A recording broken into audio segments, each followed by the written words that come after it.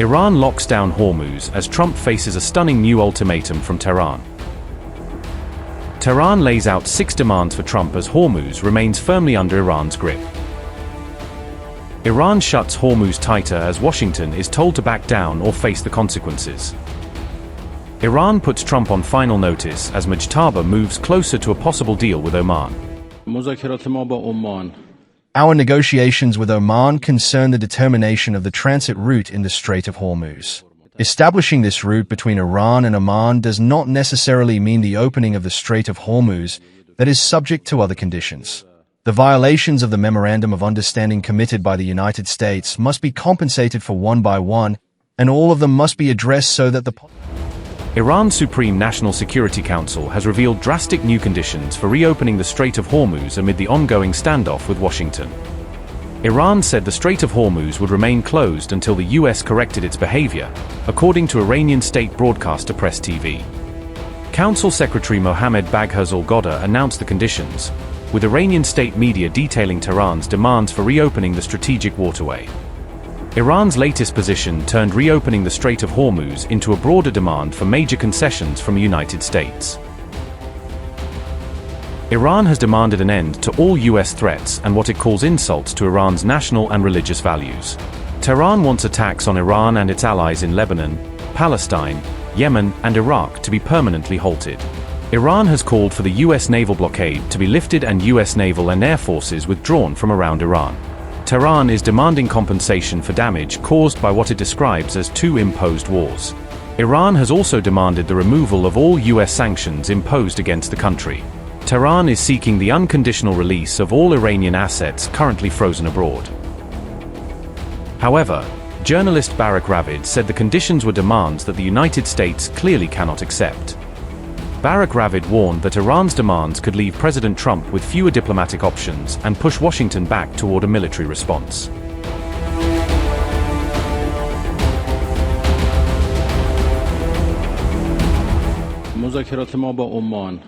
Our negotiations with Oman concern the determination of the transit route in the Strait of Hormuz. There has been a route since old times known as the TSS. Given what occurred during the war, this route must definitely be relocated.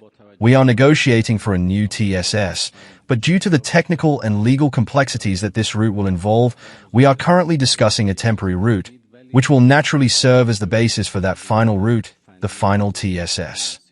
We are talking about a temporary route, and we are very close to a result. Work is being carried out on the maps of this route, which were prepared by the armed forces. Negotiations have taken place between the naval forces of the 2 countries, and the details are currently being finalized. I think we will be able to conclude these negotiations very, very soon. Establishing this route between Iran and Oman does not necessarily mean the opening of the Strait of Hormuz that is subject to other conditions. The violations of the Memorandum of Understanding committed by the United States must be compensated for one by one, and all of them must be addressed so that the possibility regarding the Strait of Hormuz can be considered based on the judgment of the Supreme National Security Council. Let me state explicitly that the current situation is the result of the violation of the Memorandum of Understanding by the United States. In the Strait of Hormuz, the text of Clause 5 of the Memorandum of Understanding regarding the Strait is completely clear. It states that Iran will take measures to ensure the Strait of Hormuz remains open, and we were carrying out this work. According to Clause 5, within 1 month, traffic should have returned to pre-war conditions and pre-war volumes, and we were in the process of doing this. In the nearly 2 weeks since the implementation of the memorandum, traffic had reached approximately 60% of pre-war levels and was continuing to expand.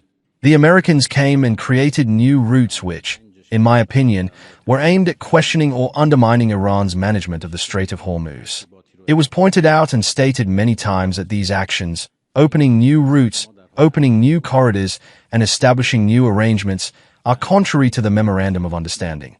Yet, they insisted on directing ships toward routes other than the one specified by Iran, and the result was that we faced the conditions we are dealing with now. In any case, we will not tolerate anyone attempting to violate the Memorandum of Understanding and expect it to go unanswered. As you know, the Caspian Convention was signed between Iran and the 4 other coastal states of the Caspian Sea during previous governments. I believe in the year 2018 to 2019, I am uncertain, and it was referred to the Islamic Consultative Assembly by this government. The decision rests with the Honorable Parliament to decide on the convention, and we will abide by whatever decision the Parliament makes. In the 4 other coastal countries of the Caspian Sea, this convention has been approved. Its implementation is contingent upon approval by the Islamic Consultative Assembly, and we will abide by whatever opinion the Parliament may have. Our share of the Caspian Sea is not an issue addressed in this convention. This is a major misunderstanding, due to disagreements regarding the baseline and the division of the seabed and subsoil, which are the 3 points presented to the public as Iran's share. Because these were disputed at the time the convention was being negotiated, they were completely omitted from the convention and deferred to bilateral negotiations between the Caspian coastal states. Therefore, this convention does not enter into the discussion of determining the baseline, the seabed, or the division of the seabed and subsoil. The issue known as Iran's share is not mentioned in the convention at all.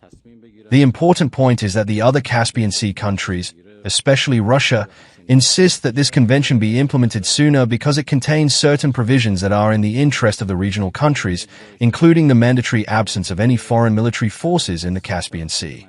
This is a key principle present in the convention, and until it is implemented, none of the Caspian coastal countries can be blamed for entering into military cooperation with another country in the Caspian Sea. Upgrade your news experience with the all-new HT app. Download now.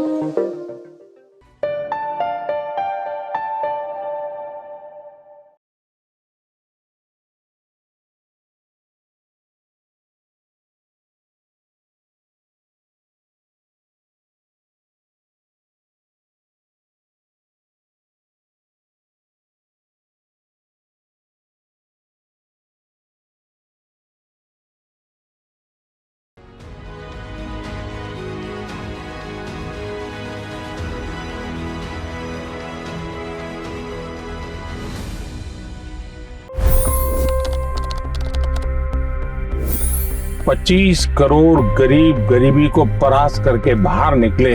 For the good of our nation, let's work together and let's truly make America great again. The fastest news breaks. Requested PM saying that look, you will have to speak to Putin and to Zelensky. The biggest news makers. The relationship with India is probably the most important bilateral relationship the U.S. will have for the rest of this century. The capital delivered quite an election result today. Expert analysis. The million-dollar question today is how to stop this dance of death. Ground reports. I'm standing at the crossroad of the Kumbh Mela. Behind me are more than 100 entry ghats. Long-form interviews. Exclusionary politics is reflected in Manipur case as well. You don't bother because this is a small state. Have you ever wondered what happens when a banking dynasty meets tides of world history, intrigue, and a dash of myth? Why exactly did the US topple the Sheikh Hasina government? HT videos. We don't just break news, we break it down.